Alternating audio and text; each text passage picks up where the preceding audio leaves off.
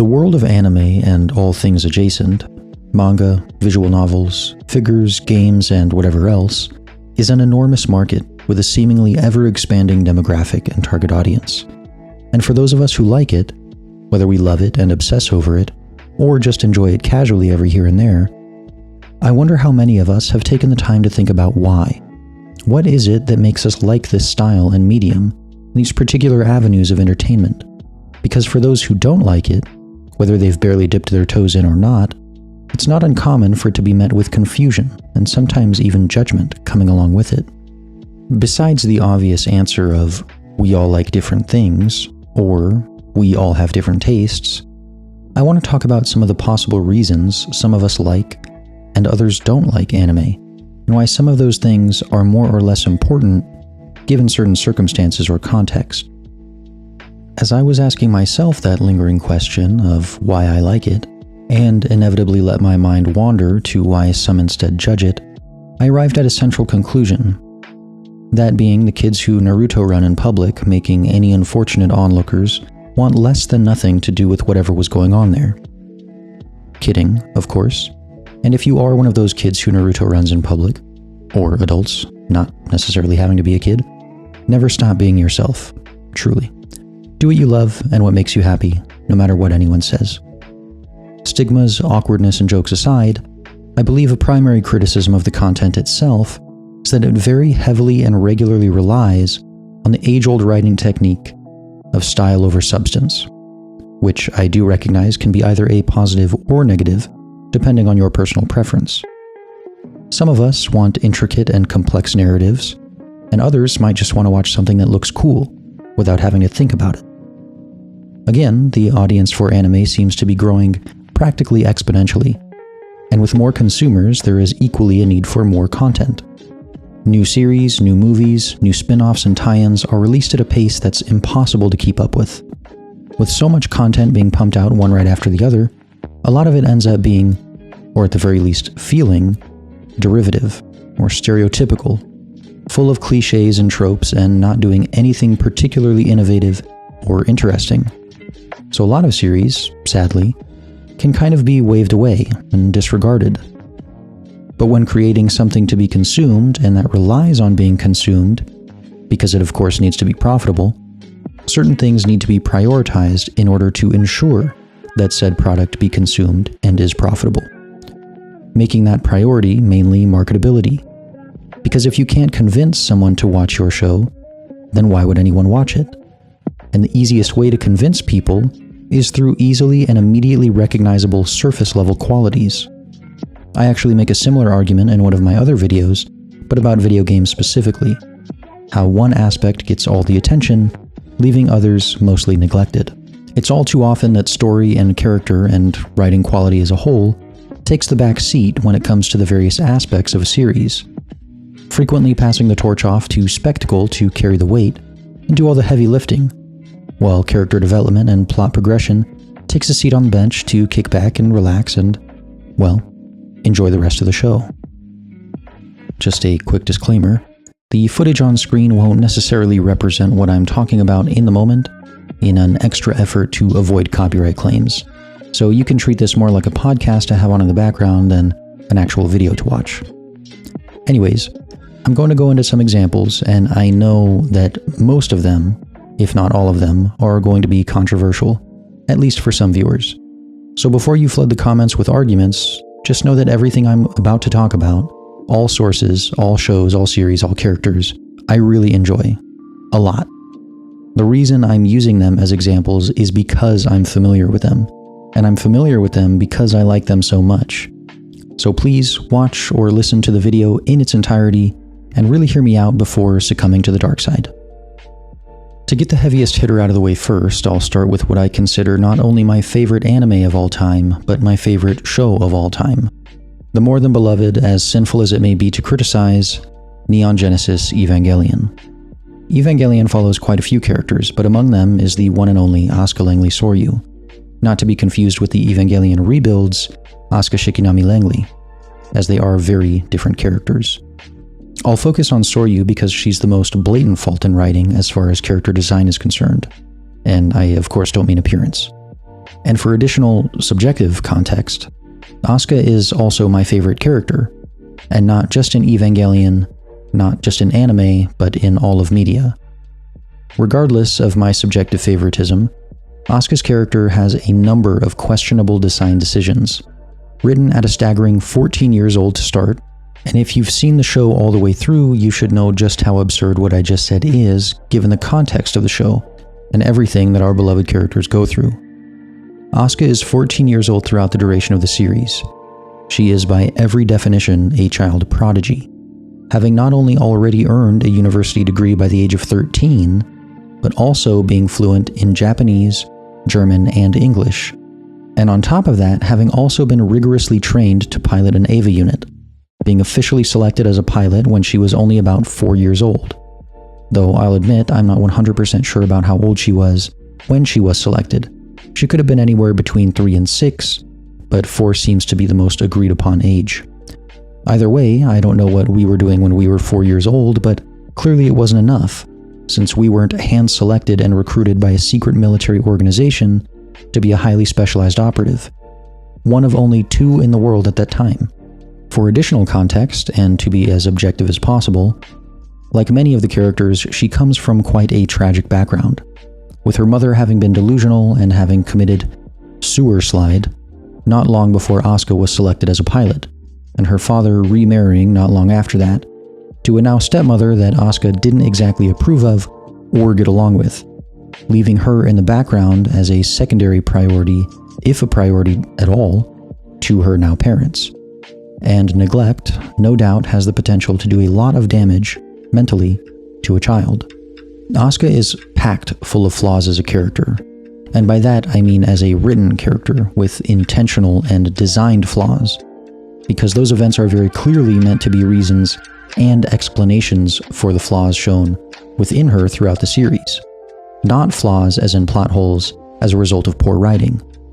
But regardless of those explanations or attempts at such, I have to challenge and ask anyways, whatever the hardship, whatever the cause, does Asuka truly and consistently behave and conduct herself like a 14-year-old girl would? Do the circumstances within the series justify a literal 4-year-old child being selected as the pilot for an extremely dangerous, highly experimental, and exceedingly limited resource such as an Ava unit? Does she really understand the consequences of any of her actions? The position she's in, the fragility of life, at any point within the series, even with having seen death directly at such a young age, does she really understand all of what she's going through? Is she even capable of effectively processing all of that information? I know her mother was a scientist working on the Ava units prior to the degradation of her mental health, so Asuka would have already had a foot in the door over any other candidates. But if anything, that should be seen as a conflict of interest, as that could lead Asuka to be emotionally charged considering the circumstance, in ways that other pilots wouldn't be. So in reality, it would be more likely she'd be excluded from such a program than prioritized. I also know there are additional reasons why she was selected, but if I went into all the possible justifications, this video would just be an in-depth character analysis, so I apologize for not acknowledging them all. But I simply have other intentions for this video, and I also don't want it to be 12 hours long either. Maybe I'm assuming too much, but I imagine for most of us asking these questions, the answer is no. And maybe I'm being too critical with this argument too. After all, I am trying to ground these scenarios in reality more than the show does itself. But I really don't think 14 years old was the appropriate age to set these main characters at. And for her to be selected as a pilot at just the age of 4, it's just the icing on the cake, really. Hideaki Anno, the writer and director, stated during an interview with New Type that the reason why the protagonist is set at 14 years old is because this is the age of more than a child, less than an adult. One can live on his own or rely on others. Which I don't know what you, viewer, were doing at the ripe old age of 14, but I certainly wasn't ready to be on my own in literally any capacity. When thinking about this and while writing the script, I thought, well, it must be a cultural difference. I'm American after all, and Anno is Japanese, and I'm assuming the rest of the studio was as well. So maybe the ages of adulthood and expectation are different there. In America, you are legally considered an adult at the age of 18. So 14 isn't really getting that close, and certainly not close enough to be expected to live on your own. With my curiosity growing, I looked up the ages of adulthood in Japan, and they aren't far off from the States. So I was kind of left confused. Why would Anno consider 14 the age in which someone can begin to live on their own?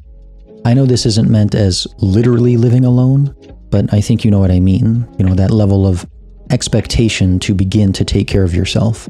From what I could find, it seems to be either completely arbitrary or entirely subjective and based off some personal experience which has been left unexplained, at least as far as recorded media interactions go, at least that I could find because I couldn't find anything describing it during my research. But I'll also be transparent here too. If there are interviews or something else that I missed where he does explain this further, do please let me know in the comments. I am an American who only speaks English, so I can't exactly effectively navigate my way through all the exclusively Japanese articles, nor do I know where or how to find them all. So I'd be more than happy to be proven wrong here. What I think it really comes down to, though, is that the writers wanted the intensity of big kaiju versus mecha fights and the fate of the world and humanity in the hands of the pilots, but they also wanted the shock value and psychological horror of it being kids in those mechs. And they also wanted a coming-of-age story, with this analysis of fear and growing pains, puberty and maturity, alongside everything else. And the easiest and most streamlined way to do all those different things was by wrapping them all up into just a few characters. They wanted the shock value, they wanted the spectacle, they wanted the intensity and tragedy, the horror, and they put all those things into just a few characters to get there as fast as possible. My second example, and one that's perhaps even more mainstream and subsequently controversial, especially today, is Dragon Ball. Once again, in an attempt to get ahead of nonsense comments, I'm a fan of Toriyama, may he rest in peace. So don't take these criticisms as attacks or insults against you or him, or as any other wrong way, as I do very much enjoy and respect his work. That said, Dragon Ball and Dragon Ball Z, which are the two series that I have the most experience with, having read the mangas in their entirety, and I hate to say it, have some absolutely abysmal character writing. Goku is hardly a character at all. After reading Dragon Ball and Dragon Ball Z back to back, I struggled to think of another character that was more of a Mary Sue than Goku, or I guess Gary Stu more appropriately here. But I did come up with one whom I will talk about later. However, the entirety of Goku's character could be summed up with wants to get stronger, loves a challenge, and neglects family and objective priority in favor of personal gain. And of course, that personal gain is always in the category of getting stronger, physically stronger. To elaborate on those the best I can, he views every altercation, every interaction, every challenge as an opportunity to further develop himself, but only in the aspect of physical capabilities. He loves a challenge for the sole reason that it's an opportunity for him to get stronger. It's a workout for him. He never seems to care that the fate of the world is in his hands. It doesn't matter that the weight of thousands of lives rest on his shoulders. He sees it as fun. It's a workout more than anything else, to the point where he'll allow literal planetary threats to go free and get stronger so he can have an even bigger and better fight with them in the future. It doesn't matter if his family and friends, his wife and children, are being immediately and directly threatened. It doesn't matter if he isn't remotely near his wife and or children, because he'd happily abandon them for literal years just to learn a new technique. And when he returns, he'll view things as if there were no issue at all, and everyone will just be happy that he's back. They won't care that he was absent for his child's earliest memories. At least they won't care for long, because guess what? There's a new big bad guy to fight. Because guess what else? There are hardly any actual characters throughout all of Dragon Ball and Dragon Ball Z. And there are hardly any moments for those shells of characters to be developed, because we jump from set piece to set piece, big enemy to big enemy, at a blindingly rapid pace, since there's always someone new ready to destroy the planet, or the universe, the galaxy, whatever it is. We don't have characters, we have caricatures. I know Goku is incredibly motivating for a lot of people, and that a lot of fans view him as something to strive towards, as a constantly challenged but never wavering, always positive light that shines through adversity. And subjectively, I completely agree. Goku is a character that comes to mind when I'm thinking about working out, or when I'm deciding whether or not to go for a run, but I'm feeling extra lazy that day. Because there's always that thought of, well, Goku trained with Master Roshi's turtle shell backpack on. He literally ran for days. He fought dinosaurs. So shut up, suck it up, and just go run a few miles. Unfortunately, all that subjective and motivational goodness doesn't make a good character. Not by itself, at least. It doesn't matter how impacted you personally were by Goku. That doesn't inherently make his character well written. If you haven't already, I highly recommend you read the Dragon Ball and Dragon Ball Z mangas, and try to find serious moments of setup and payoff that result in real character growth and development for any of the main characters. The main argument I found for good writing is when Goku meets his grandpa in Dragon Ball, which, as heartfelt of a moment as that was, his grandpa wasn't an established character for the reader in that moment. All we knew was that he raised Goku and passed away while Goku was still very young, and that he just so happened to have one of the Dragon Balls, and that's honestly really it. When Goku meets him while he's posing as the masked challenger during Fortune Teller Baba's trials, in the Test of the All-Seeing Crone, we don't know much about him, and we've hardly learned much of anything about Goku either. It's simply the manner of their meeting and the absolute basics of the situation that you can derive any feeling or emotional response. Not the depth of the characters or the quality of the writing or development of the plot to get to that point. It's just the fact that we know Goku was raised by his grandpa, and that's the only person he remembers being close to, and here he is to fight him and then congratulate him for being so strong and resilient and having good friends. The most prime example that I'm familiar with in the context of the Dragon Ball universe is the movie Dragon Ball Super Broly. If you've seen it and understand the subject matter of this video, then you should need no explanation. If you haven't seen it, definitely still watch it, as it's incredibly entertaining, but watch it knowing that probably about 80% of it is literally just screaming and fighting, leaving time for only an insanely small amount of character development, which ends up being basically the bare minimum amount of setup and context, while all the rest is just over-the-top action. The notorious Sword Art Online is another strong example. This one I won't go into much detail with because I feel SAO is one of those series that kind of needs no introduction if you have any familiarity with anime. The main character, Kirito, is among the most bland, generic, and plain main characters there may ever have been. He is incredibly straightforward, entirely undeveloped, and remains almost completely unchanged throughout the duration of the series. He will reveal series-altering information only, and I mean only, when absolutely necessary for the plot to progress.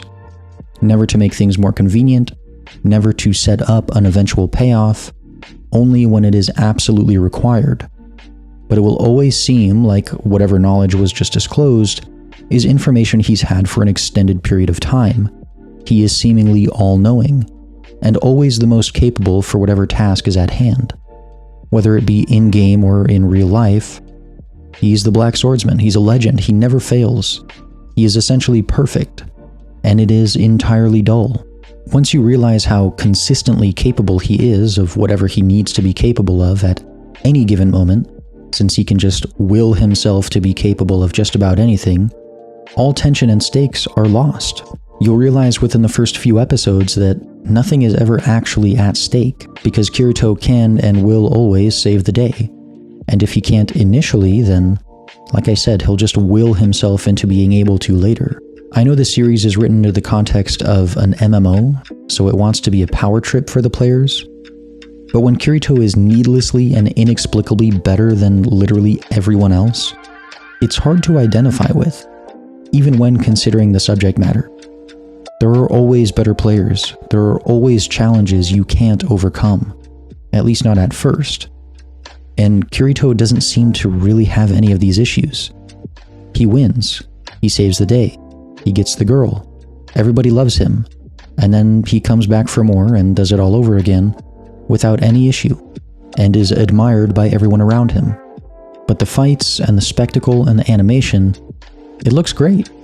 There are plenty of attempts at emotional moments, of course all without any real setup or payoff, but they hit the highs as best they can either way, and the quality of the show as a whole is pretty great, just not in the category of writing. This might be up for debate with some crowds, but I consider SAO an isekai. And an isekai, for those unfamiliar, and to put it as simply and plainly as possible, is basically a genre of anime that deals with the main character or characters going from one world to another, being trapped there for some extended period of time, and inevitably going on adventures there, living a completely different life, mostly separate from whatever one they left behind. SAO, whether or not you consider it to be an isekai, is known by many as the grandfather of the genre. And since then, the genre has been absolutely flooding the market, with a couple popular standouts being Konosuba and Re:Zero. Every form of media has genres or ways to further categorize and differentiate, but the way it happens in anime is often different for some reason. Genres in anime, most of the isekais, shoujos, shonens, yuris, ecchis, slice-of-life stories, whatever it is, you name it, are very similar to the others in their category, and not just due to the subject matter or style, but because they are often completely reliant on the same tropes and methods of storytelling. To stick with the isekai example, the overwhelming majority of them have male main characters, a predominantly female supporting cast, making sure there's plenty of room for multiple potential love interests, usually take place in a medieval fantasy world, incorporating RPG video game mechanics in their slang like level ups, boss fights, dungeon clearing, and the main character typically ends up having some unexplainable ability that allows him to get through whatever he needs to. Now, I'm not saying every story in each genre is exactly the same, but when there's a ton of different series in the same genre, and the overwhelming majority of them are applying the same storytelling methods and relying on the exact same tropes as the others, the redundancy becomes clear, making most of those series fodder, which makes it harder for any newcomers to find quality content. I already mentioned this in my video about adapting media, but Star Wars, in its seemingly never-ending fall from grace by the hands of Disney, has come into the clutches of similar tropes. Writers no longer seem to ask, what makes a good character? Or what is a good setting? Or what is a unique scenario to put my characters through? Instead, they ask simple and uninspired questions like, what does Star Wars look like? And the answer is usually lightsabers, the Force, blasters, maybe a cool helmet or two, and that's pretty much it. The undeniable decline in quality of Star Wars and a lot of recent high-profile media in general seems to follow this pattern. People who aren't equipped to write effectively for whatever reason seem to take advantage of spectacle over substance and rely on how things look as opposed to how things play out, often depending on now overused tropes in an attempt to get the job done by itself. Yet it seems to be received differently in the context of live-action media compared to animated. And I think a huge part of that is simply suspension of disbelief. It's easier to watch impossible tasks done by a cartoon character than a real person, because it's a cartoon. Of course a real person couldn't do those things. Of course it looks crazy and wacky and over the top. But certainly a cartoon could. The other part, I think, is the sense of idealism that comes with anime. If you're familiar with anime at all, I'd bet money that it's because of Studio Ghibli, or Ghibli, however you say it, I still don't know. Purely because it's the most mainstream anime content there has ever been. What other studio has had more anime movies shown in theaters all around the world? I really don't think anyone can compete with them, and the reason for that, or at least one of the many, is how blatantly idealistic the art is. Even in the most dire situations or the most uneventful circumstances, things and environments have a certain level of delicacy and beauty to them. It's honestly hard to describe. The way hair floats up when somebody gets nervous or excited seems to just hover there, unexplained. The environments, just look at the deserted towns in Spirited Away, the secret garden in Howl's Moving Castle, the windmills in Nausicaa of the Valley of the Wind, or even the tree spirits in Princess Mononoke. There's this simplistic fragility of these untouched, undisturbed, fantastical places in all these examples, and that lies at the root with so much of the work. Even with as dark as the subject matter can be, things are still presented in such an uplifting and bright way that rarely feels sad or depressing, but more so hopeful and like there's always going to be something better at the end of whatever path you're on. You just have to get there. Taking things even further in that idealistic direction, Sailor Moon is an incredibly over-the-top and overly stylized series, with basically no consideration for story at all, and only cares about the bare minimum points for the characters on screen at any given moment. Sailor Moon herself is absolutely a caricature. She represents all that is pure, good, kind, positive, hopeful, loving, and basically any other positive trait you can think of. She is who I would consider the ultimate Mary Sue. She wins fights by surrendering and crying and admitting she's weak, and that she just wants everyone to be happy and to be at peace. And miraculously, that ends up being enough for everything to just work out in the end. Pretty much guaranteed. I guess this is more specific to the manga now that I think about it, and I will admit that, since the anime does add a ton more content than what is in the manga, but the original content is still mostly there as it was. Meaning there's no real character development throughout the majority of the story. No significant challenge to push against her morals or ideals. I mean, she is the ideal. She is perfection and pure and all that is good. She's what everybody else strives to be and wishes they were. She motivates those around her, empowers those who are weak, encourages those in doubt, and sways those who are wrong to do what is right. And of course, she does it in unmatched style with an absolutely immaculate soundtrack and unrivaled animation to support. Sailor Moon is an incredible series if you want positive reinforcement and pure entertainment, and genuinely one of the absolute worst shows I could ever possibly recommend for character writing and plot progression, and the manga just doubles down on that. There's barely any actual content. Either way, I love it dearly. I've read all of the manga. I have the entire collection sitting on my shelf right behind me. I've seen the entire original series, the entire Crystal series, and all of the movies that happen in between.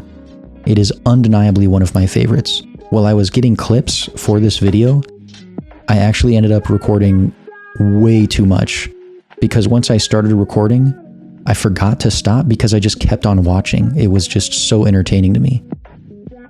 I've talked a lot of smack on a handful of beloved series and certified classics, and personally, I have thoroughly enjoyed all of them, flaws included.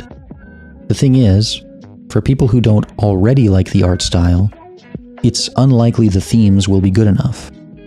Goku, even though he's an absolute unit and a total boss, isn't going to be enough for someone who doesn't already like the art. And the lack of writing quality, or writing in general, especially if you're using something like Broly as an example, that certainly isn't going to sway the potential viewer to keep watching. Asuka, as tragic and frustratingly lovable of a character as she is going to raise too many questions regarding realism and believability to keep a newcomer or casual invested. Sailor Moon is so over-the-top stylized and simultaneously absent of any character complexity that if it doesn't click with you right off the bat, there's a very small chance you'll be convinced otherwise. And this goes for a lot of series and franchises. If it doesn't click immediately, it honestly probably just isn't for you. I really think there is a series or movie out there for everyone, but it might take a while to find it. There's so much anime flooding the market and every platform you can think of, to the point where that series or movie that's exactly what you need to get into it might just be hiding away in the recesses of the streamable database somewhere, waiting for you to find it.